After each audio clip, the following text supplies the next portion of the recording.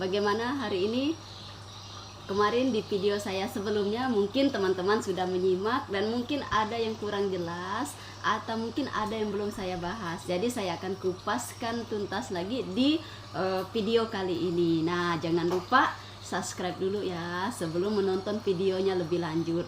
Nah, di sini saya akan menyampaikan tata cara atau tutorial untuk teman-teman mengisi akun SSCN khusus untuk P3K teknis Kementerian Sosial di Direktorat Jaminan Sosial. Jadi mungkin kalau yang P3K guru atau kesehatan tidak atau kurang relevan, atau yang di kementerian lainnya kurang relevan, itu harap maklum ya. Terutama untuk SDM PKH Kalbar, saya pandu teman-teman karena kebetulan saya tidak bisa langsung datang ke tempat teman-teman. Nah, mudah-mudahan video ini membantu teman-teman. Nah, mungkin ada teman-teman yang sudah mencoba sampai dengan tahap dokumen ya, karena resume itu terakhir, cek benar-benar. Nah, teman-teman, saya ulangi lagi ya, mungkin banyak pertanyaan-pertanyaan di video sebelumnya, seperti apa sih dokumen-dokumen yang diupload, apa saja pilihannya. Nah, ini saya pertegas lagi, namun sebelumnya saya ulas lagi yang sebelumnya. Tahap pertama itu pengisian biodata. Nah, di pengisian biodata itu teman-teman perhatikan nih, di pengisian biodata itu ada gelar depan, gelar belakang. Nah, gelar depan dan belakang itu sesuaikan dengan ijazah ya. Ini udah saya bahas kemarin. Sama alamat itu ada yang alamat KTP, atau jika tempat tinggal berbeda dengan alamat KTP maka alamat domisili. Jika sama maka tuliskan saja alamat KTP dan alamat domisili secara lengkap gitu ya.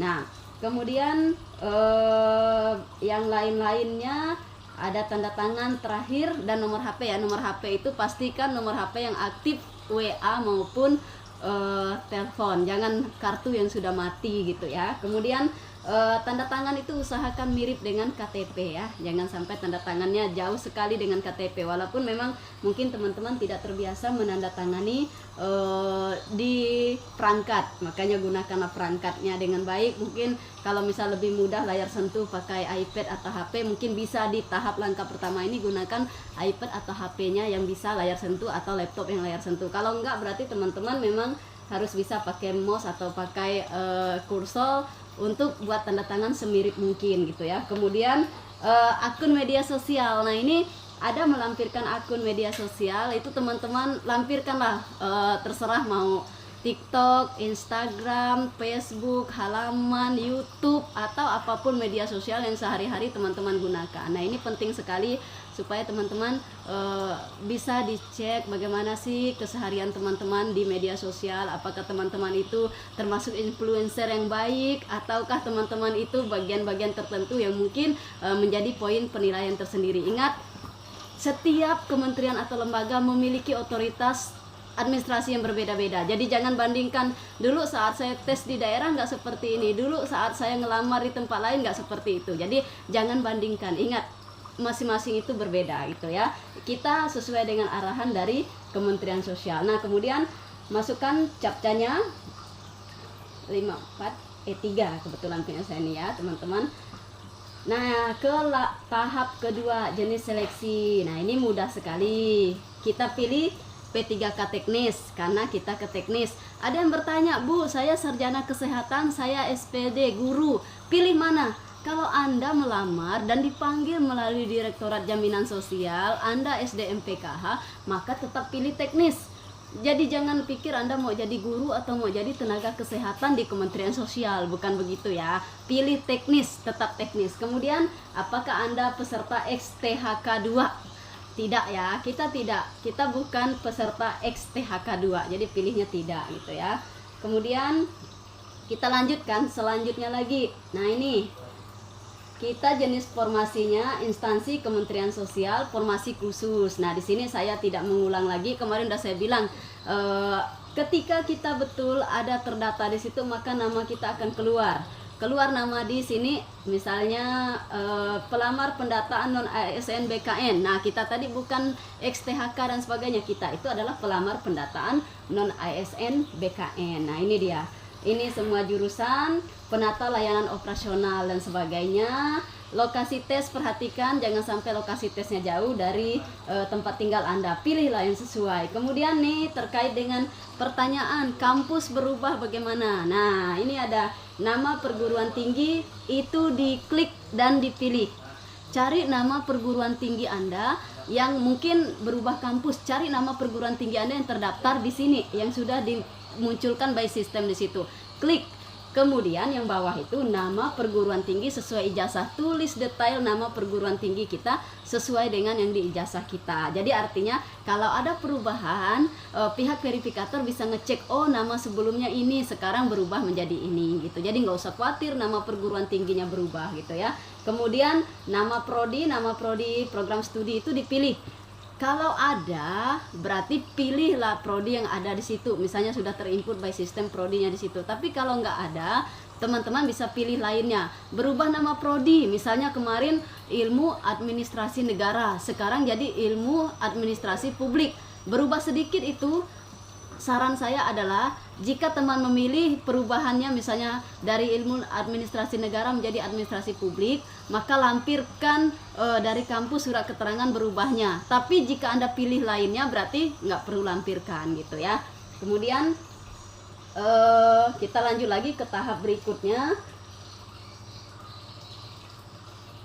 Nah, kita ke tahap berikutnya, ini tahap ke 1, 2, 3, keempat ya, riwayat. Nah ini riwayat nama pekerjaan. Nama pekerjaan sesuaikan dengan ijazah, bukan ijazah, sesuaikan dengan SK dan surat pengalaman kerja kemarin. Misalnya berubah, Bu, saya kemarin kan awalnya jadi pendamping, kemudian jadi koordinator kabupaten, habis itu jadi koordinator wilayah. Bagaimana nama pekerjaan saya?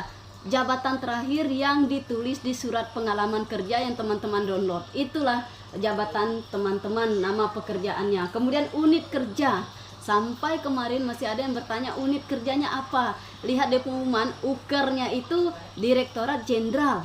Sementara hasil koordinasi itu kita pilih unit kerja itu adalah Direktorat Jaminan Sosial. Karena kenapa? Kita melamarnya di situ. Kalau di Direktorat Jenderal Perlindungan dan Jaminan Sosial itu berarti ada 2 formasi.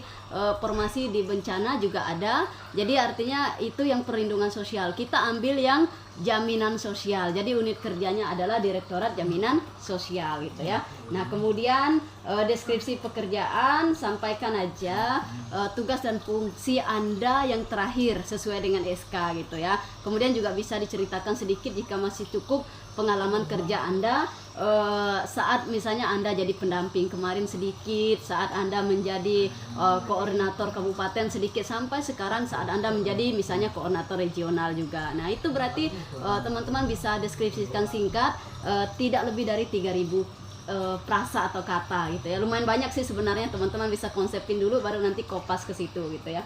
Kemudian di sini ada juga keterangan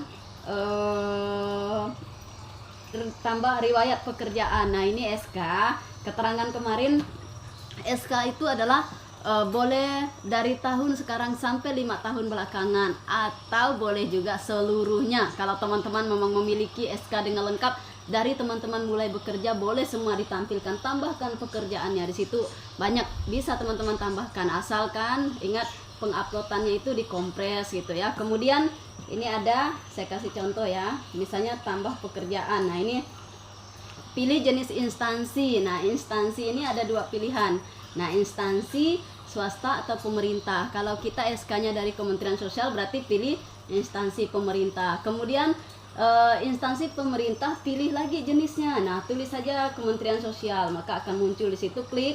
Kemudian jabatan. Nah jabatan ini sesuai dengan SK yang ingin Anda tampilkan, sesuai dengan SK, misalnya pendamping sosial PKH, tulis di situ. Kemudian tanggal mulai, ini adalah tanggal berlaku SK. Teman-teman cek aja di SK, biasa di poin ke-9 itu ada SK ini berlaku tanggal segini sampai tanggal 31 Desember misalnya, tidak berubah. Nah disitulah SK-nya teman-teman, itu tanggal mulai. Nah di sini teman-teman harus diklik ya gitu. Jadi jangan ditulis, di situ ada diklikkan, di situ ada kelihatan. Kemudian tanggal selesai juga sama, diklik, pilih tahunnya dulu, kemudian bulan, baru tanggal. Kemudian gaji pokok. Nah, gaji pokok ini teman-teman mungkin kalau SK 2014 ke bawah itu ada gaji pokoknya 2015 ke bawah gitu ya. Tapi kalau 2016 ke atas itu tidak tertera di SK gaji pokok, tapi ada di slip gaji. Teman-teman boleh tulis gaji pokoknya, tidak usah pakai tidak usah pakai tanda atau spasi atau apa gitu ya, langsung tulis saja. Kemudian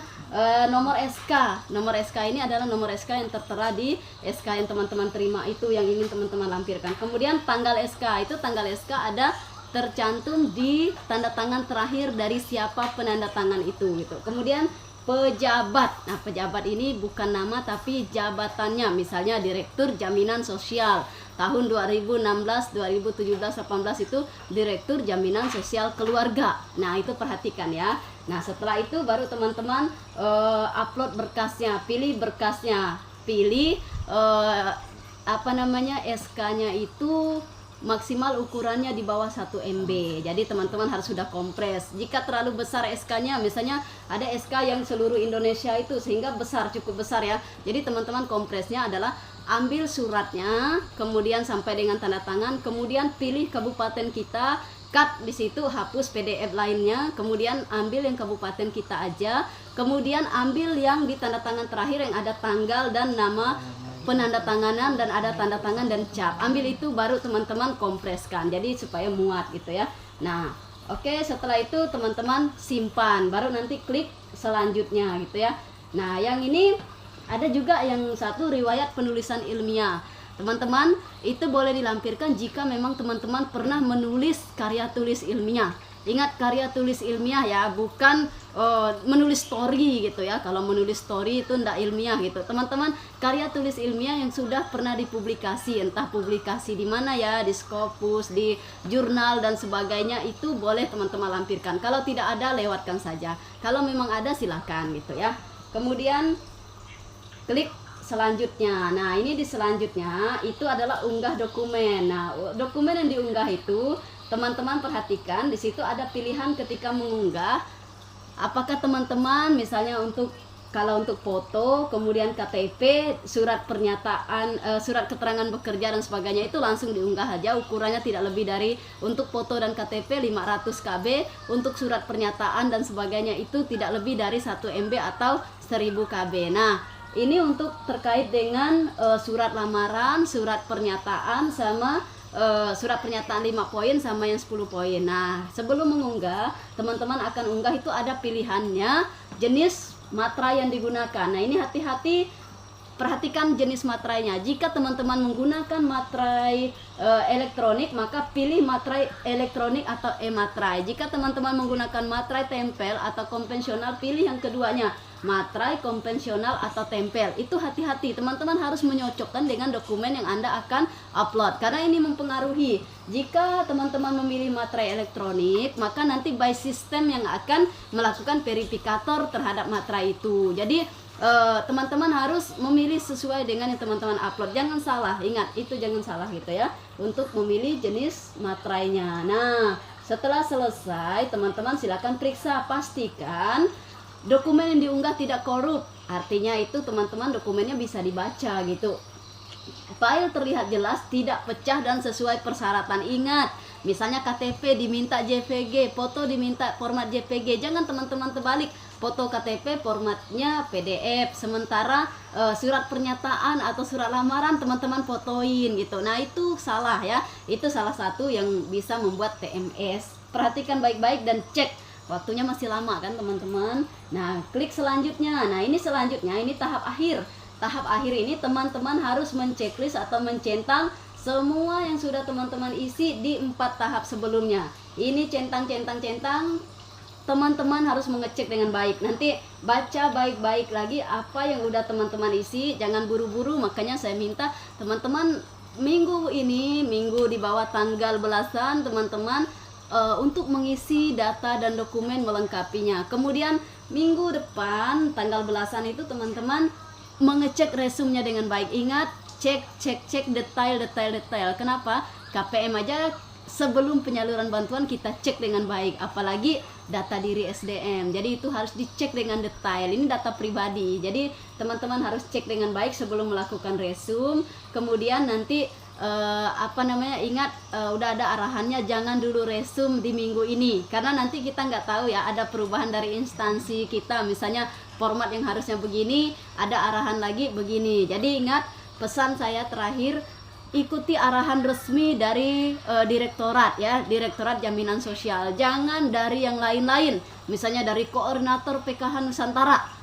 Nah, perhatikan teman-teman, berjenjang saja. Kalau ada yang nggak bisa itu tanya secara berjenjang melalui Korkap, Korwil, Korek, dan nanti Korek akan menyampaikan ke Subdit Sumber Daya. Jadi jangan ikutin arahan dari mana-mana yang nanti ada screenshot tuh, misalnya grup PKH se-Nusantara, Bu arahannya begini, benar nggak? Saya nggak akan konfirmasi yang seperti itu. Pasti saya akan suruh silakan cross check dengan sumber berita itu. Karena kenapa? Berita-berita menyesatkan itu membuat bingung SDM di lapangan. Akhirnya banyak keraguan. Jadi OVT, overthinking, negative think gitu ya. Jadi berasumsi sendiri teman-teman di lapangan, sehingga banyak keraguan, akhirnya ragu-ragu. Yang jadi korban adalah teman-teman yang nggak pandai memilah dan memilih informasi mana yang valid atau tidak. Ingat, terakhir, hati-hati sebelum resume dan dapatkan informasi yang valid. Oke, itu aja, terima kasih. Sampai jumpa di video-video saya ke depannya nanti. Silakan jika ada pertanyaan-pertanyaan tulis di kolom komentar, nanti akan saya jawab melalui video. Oke.